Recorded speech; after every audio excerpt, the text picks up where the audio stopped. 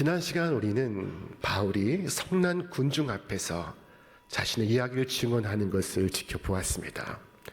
그는 그 자리에서 어떤 이론이나 철학을 전개하고 있는 것이 아니었습니다. 그는 그가 경험한 한 만남에 대해서 말하고 있었습니다. 그 만남은 그의 삶을 뒤바꾼 만남이었습니다. 그 만남 이후에 마치 BC와 AD가 구분되듯이 그의 삶은 나뉘게 되었습니다. 자, 바울이 말하고 있습니다.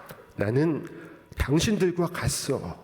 당신들과 함께 자란 사람이요. 당신들과 같은 사람이요. 당신들과 함께 율법 교육을 받았으며 하나님을 향한 열심도 당신들과 같소. 지금 바울은 나는 당신들과 같습니다. 다른 것이 하나도 없습니다. 예수를 핍박했던 것까지 같습니다.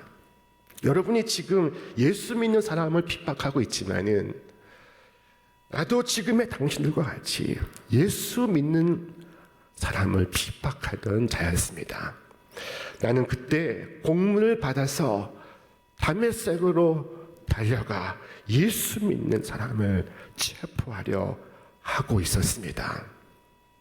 그런데 갑자기 태양빛보다 강렬한 빛이 나를 둘러 비추었고 나는 땅에 엎드러졌습니다.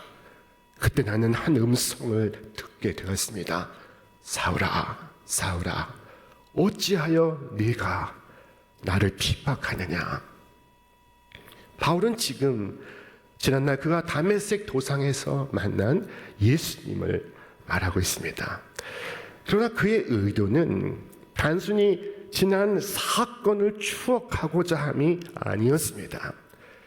그의 의도는 당신들도 이 예수를 믿으십시오. 이 예수를 믿으면 이것이 의미하는 바를 다 알게 될 것이요. 내게 주신 이 놀라운 은혜를 당신들도 경험하게 될 것이요. 라고 말하고자 함이었습니다. 그런데 오늘 본문에 보면은 그는 이 말을 하지 못했습니다. 이 말을 꺼내야 할 그 순간에 군중들이 그의 말을 중단시켰습니다. 저희가 듣다가 바울의 말을 중단시키고 고함을 치고 소리를 지르면서 이러한 자는 세상에서 없이 하자 라고 소리를 쳤습니다. 살려둘 자가 아니라 하고 외치고는 옷을 벗어 던지고 티끌을 날렸습니다. 자, 우리 말씀 같이 읽겠습니다. 떠들며 옷을 벗어 던지고 티끌을 공중에 날리니. 여러분, 이 옷을 벗어 던졌다. 그리고 티끌을 날렸다. 이것은 그들의 극도의 분노를 표현하는 것입니다.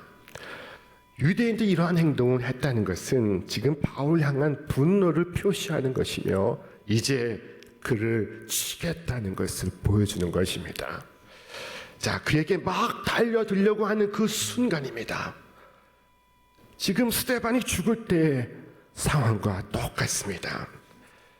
아마도 그 자리에는 이 바울의 설교를 듣고 감화를 받은 사람도 있었을 것입니다. 그의 증언을 들으면서 마음을 열고 예수님을 영접하고자 하는 이들도 있었을 것입니다. 똑같은 복음을 듣고 있는데 한쪽에선 조용히 마음을 열고 구주를 영접하는 사람이 있는가 반면에 다른 한쪽에서는 예수를 영접하지 아니하고 사도 바울을 죽이겠다 하는 사람도 있습니다. 복음에는 이처럼 심판적 요소가 있습니다. 복음이 전해질 때 누구는 그것을 은혜로 듣는가 반면에 은혜를 받는 반면에 또 누구는 더 완악해지고 더 강포해지고 더 악해지는 것입니다. 그래서 하나님의 말씀을 전하는 사도 바울을 죽이겠다고 결심을 합니다. 무슨 말을 더 듣고자 하지 않습니다. 그들은 소리질러 외치기를 이러한 자는 세상에서 없애버리자.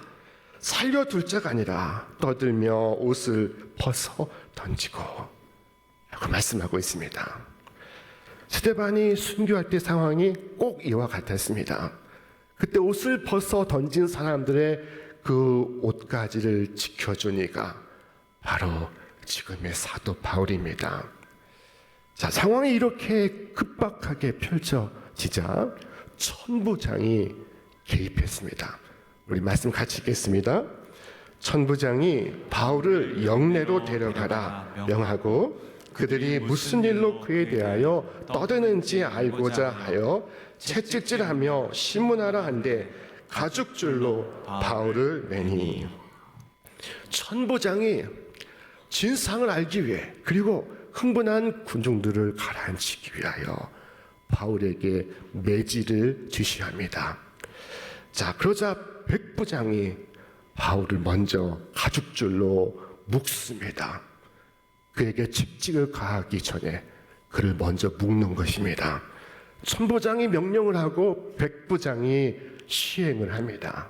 자, 그때 바울이 이 백부장에게 이처럼 말하는 것이었습니다. 바울이 곁에 서 있는 백부장에게 이르되 너희가 로마 시민된 자를 죄도 정하지 아니하고 채찍질할 수 있느냐? 바울이 지금 자신이 로마 시민권자임을 최초로 밝히고 있습니다. 이전에는 밝힌 적이 없습니다. 지금 밝히고 있는 것입니다. 우리가 아는 바울은 세 개의 시민권을 갖고 있습니다. 첫째는 그는 바로 천국의 시민권을 갖고 있습니다. 그는 저 하늘나라의 시민입니다. 둘째로 그는 길리기아의 중심 도시였던 다소의 시민이었습니다. 그는 그곳에서 출생했습니다. 그의 부모들은 그곳에서 살고 있습니다. 셋째로 그는 로마의 시민이었습니다. 그는 태어나면서부터 로마의 시민권을 획득하고 있었습니다. 자, 당시 로마 시민권은 큰 특권이었지만 바울은 이것을 내세우는 것을 그렇게 좋아하지 않았습니다. 그러나 이제 그가 로마 시민이라는 것을 밝히는 그 순간 천부장과 백부장에게 큰 경종이 울리고 있었습니다. 천부장이 와서 바울에게 말하되 네가 로마 시민이냐? 내게 말하라. 이르되 그러하다. 지금 천부장은 바울이 로마 시민권자라는 것을 상상도 못했습니다. 천부장은 놀라면서 한 번 더 확인 질문을 합니다. 우리 함께 읽겠습니다. 천부장이 대답하되 나는 돈을 많이 들여 이 시민권을 얻었노라. 바울이 이르되 나는 나면서부터라 하니. 그러니까 바울은 그 부모 때부터 이미 로마의 시민권자였던 것입니다. 학자들에 의하면은 할아버지 때부터 길리기아 다소에서 로마의 시민권자였던 것으로 추정하고 있습니다. 당시 로마의 시민권을 가진 자에게는 특권들이 있었습니다. 엄청난 특권이 있었습니다. 그 중에 하나는 황제로부터 직접 심판을 받을 수 있는 권한이었습니다. 황제에게 재판을 시청하게 되면 황제가 심판을 해줍니다. 조금 후에 바울이 이 권한을 사용하게 되는데 당시 로마법에는 이와 같은 조항이 있었습니다. 만일 어떤 사람이 자신이 로마의 시민권자임을 밝히고 그리고 자신이 황제에게서 재판을 받겠다고 신청을 하면 죄가 확정될 때까지 그를 묶을 수가 없었습니다. 그런데 지금 묶었지요. 가죽줄로 백부장이 묶었다고 했습니다. 자, 이 자체가 로마법 위반입니다. 그래서 백부장과 천부장은 두려웠습니다. 우리 말씀 읽겠습니다. 신문하려는 사람들이 곧 그에게서 물러가고 천부장도 그가 로마 시민인 줄 알고 또 그 결박한 것 때문에 두려워하니라. 그런데 바울은 전도를 하면서 이 로마의 시민권 사용을 극히 제한적으로 하고 있습니다. 바울은 세상적인 특권을 기반으로 하지 않고 하나님을 철저히 의지하는 사역을 해왔습니다. 바울의 이러한 모습이 우리에게 교훈이 될 수 있기를 바랍니다. 진정한 힘은 자신을 온전히 주님께 내어드리고 그리고 주님의 힘으로 일어섭니다. 여러분, 나의 능력이 아니라 하나님의 능력으로 살아가시는 여러분과 제가 되시기를 주님의 이름으로 축원합니다. 바울은 쓰러져도 일어났고 쓰러져도 일어났고 또 쓰러져도 일어났습니다. 그 힘이 어디에서 오는 것입니까? 로마 시민권에서 오는 것입니까? 하나님으로부터 오는 것입니까? 천부장은 많은 돈을 써서 신분을 얻었습니다. 그러나 그 신분을 의지하다가 지금 깊은 두려움에 빠지게 되었습니다. 낭패를 겪고 있습니다. 하지만 바울은 그 신분이 아닌 하나님이 주시는 힘으로 일하고 있었습니다. 그 힘은 그를 만나시고 그를 부르시고 그를 보내시는 구주 예수 그리스도께부터 임하고 있었습니다. 주님께서 순간순간마다 그에게 힘을 주시고 있었습니다. 바울을 무너뜨리는 힘은 점점 더 강해졌지만 그러나 그를 세우신 힘은 더욱더 강력해져 갔습니다. 그러므로 바울은 고백했습니다. 우리 함께 읽겠습니다. 그러므로 내가 그리스도를 위하여 약한 것들과 능욕과 궁핍과 박해와 곤고를 기뻐하노니 이는 내가 약한 그때에 강함이라. 아멘.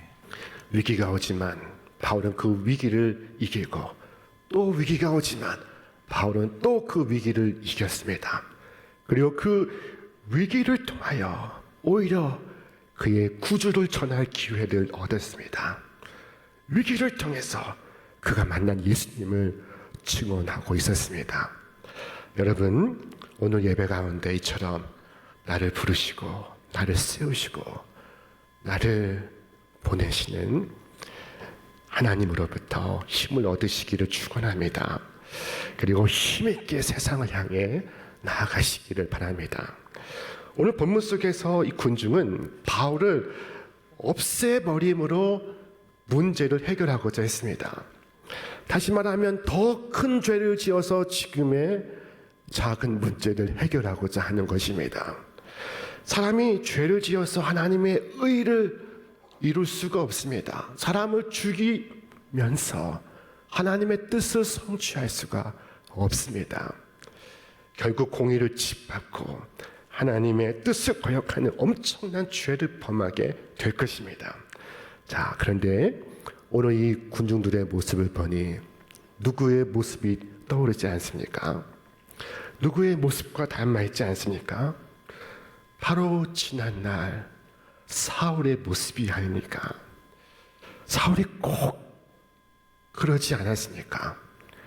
자, 그리고 그 모습은 바로 우리 자신의 모습이 아니니까.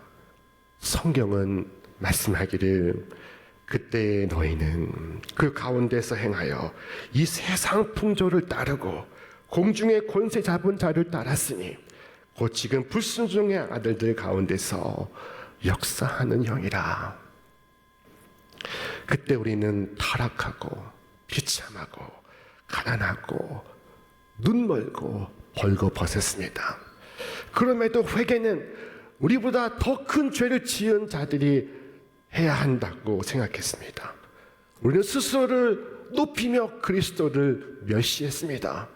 우리 자신만을 생각하며 구주를 생각지 않았습니다. 그런 우리가 주님을 만날 수 있었던 것은 우리의 뜻이 아니었습니다. 그것은 전적인 하나님의 은혜였던 것입니다.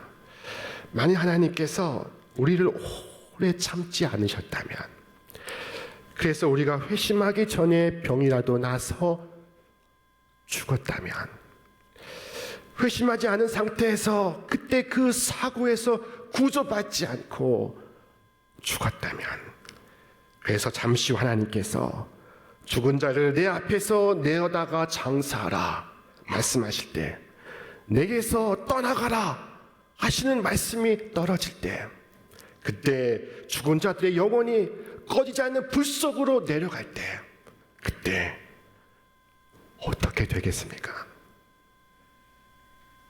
자, 오늘 바울이 끝내지 못한 말, 그러나 그가 하고 싶었던 말은 바로 이것이라고 믿습니다. 우리 함께 말씀 읽겠습니다. 긍휼이 풍성하신 하나님이 우리를 사랑하신 그 큰 사랑을 인하여 허물로 죽은 우리를 그리스도와 함께 살리셨고, 너희는 은혜로 구원을 받은 것이라. 너희는 그 은혜에 의하여 믿음으로 말미암아 구원을 받았으니 이것은 너희에게서 난 것이 아니요 하나님의 선물이다.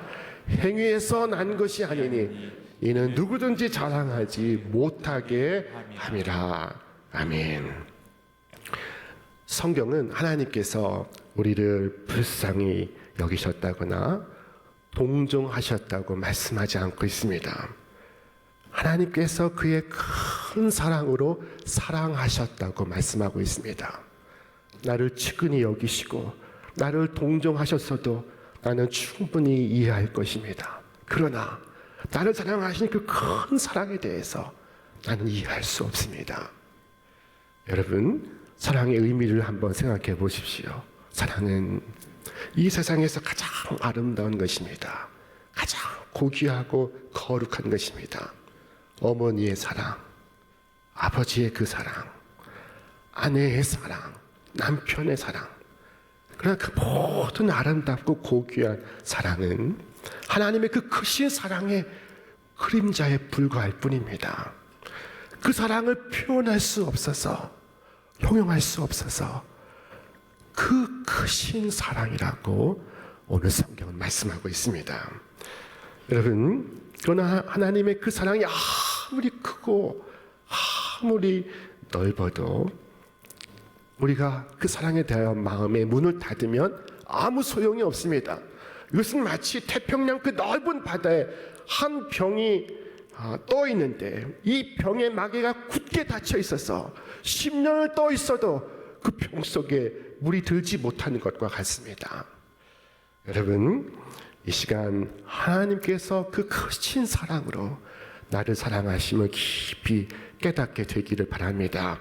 그래서 나 자신의 완고함을 버리고 강팍함을 면하시기를 바랍니다. 오늘 우리에게 사도 바울의 간증을 듣게 하시는 그 이유는 사도 바울에게 있었던 한 사건을 추억하자 함이 아니요, 그 사건을 통하여 우리에게 말씀하시는 바가 있기 때문입니다. 곧 우리로 하여금 예전의 모습을 알게 하시고 지금의 나를 보게 하시고 이후에 내가 살아가야 할 삶을 보여주시기 위한 것입니다. 이전에 우리는 영적인 것을 이해할 수 있는 감각이 없었습니다. 들을 귀가 없었습니다. 볼 수 있는 눈도 없었습니다. 우리는 죽어 있었습니다. 자, 그런데 허물과 죄로 죽은 우리를 그리스도와 함께 살리셨다고 말씀하고 있습니다. 여러분, 허물과 죄로부터 살리심을 얻었다면, 그렇다면 여러분은 하나님과 이제 공감을 할 수 있습니다. 죽은 자는 공감을 하지 못합니다. 그러나 산 자는 공감을 합니다. 이제 그는 하나님이 원하시는 것을 함께 원합니다. 내가 존재하는 가장 큰 목적은 하나님의 영광을 위한 것입니다. 하나님은 그의 아들을 사랑하십니다. 나도 그의 아들을 사랑합니다. 나는 하나님의 아들이 오심과 같이 그의 나라가 임하는 것을 갈망합니다. 그의 뜻이 하늘에서 이루어진 것 같이 땅에서 이루어지기를 기도합니다. 나는 그가 기뻐하시는 거룩함을 열망합니다. 나는 평탄한 길은 아니지만 하나님께서 친히 보여주시는 길을 걷기를 다짐합니다. 여러분, 아직 이 중에서 회심하지 못하신 분이 있습니까? 여러분이 지금 이 순간까지 어떤 자였든지 간에 하나님을 멸시하는 자였든 혹은 신앙이 없는 자였든 신성 모독하는 자였든 죄악을 계속 범하는 자였든 혹은 그 범한 죄악으로 지금 지옥을 체험하는 자이든 하나님은 우리에게 말씀하시고 있습니다. 우리 함께 읽겠습니다. 오라 우리가 서로 변론하자. 너희의 죄가 주홍 같을지라도 눈과 같이 희어질 것이요 진홍같이 붉을지라도 양털같이 희게 되리라. 우리 구주 예수는 말씀하시기를 나에게 오는 자는 내가 결단코 내어 쫓지 아니하리라 말씀하셨습니다. 지금의 모습 그대로 오시길 바랍니다. 빈손으로 파산한 모습으로 굶주린 죄인으로 나와 주님을 만나시길 바랍니다. 그리하여 그 놀라운 구원의 은혜를 체험하며 평생에 증언하며 살아가시길 바랍니다. 혹시 여기에 낙심해 있는 분이 계십니까? 우리가 죄 가운데 죽어 있을 때에도 하나님이 그 크신 사랑으로 우리를 사랑하셨다면 하나님께서 우리를 멸망하도록 내버려 두시겠습니까? 혹시 사업 실패로 자포자기하는 분이 있습니까? 하나님께서 죄 가운데 죽었을 때도 여러분을 사랑하셨는데 하나님께서 지금 여러분을 죽게 내버려 두시겠습니까? 죄 가운데 죽어 있을 때에도 사랑하셨다면 하나님께서 여러분을 위하여 그 무엇을 행하시지 아니하시겠습니까? 땅이 메말라서 말 못하는 입을 벌릴 때 하나님께서는 단비를 주셨습니다. 하나님 말 못하는 가축을 위해서도 음식을 주십니다. 그런데 자기 사랑하는 아들의 이름으로 간구하는 자에게 하나님께서 응답하시지 않으시겠습니까? 우리가 부패했을 때도 사랑하셨는데 지금 하늘의 상속자가 되고 날로 더 거룩해져 가는 오늘 우리 성도의 간청에 응답하지 않으시겠습니까? 여러분, 마음속에서 일어나는 모든 불안과 모든 불신을 버리시기를 바랍니다. 죄와 허물로 죽은 나를 살리신 그 은혜의 지극히 풍성함을 오고 오는 세대에 증언하며 구주 예수의 증인되어 살아가시는 여러분과 제가 되시기를 주님의 이름으로 축원합니다. 축원합니다.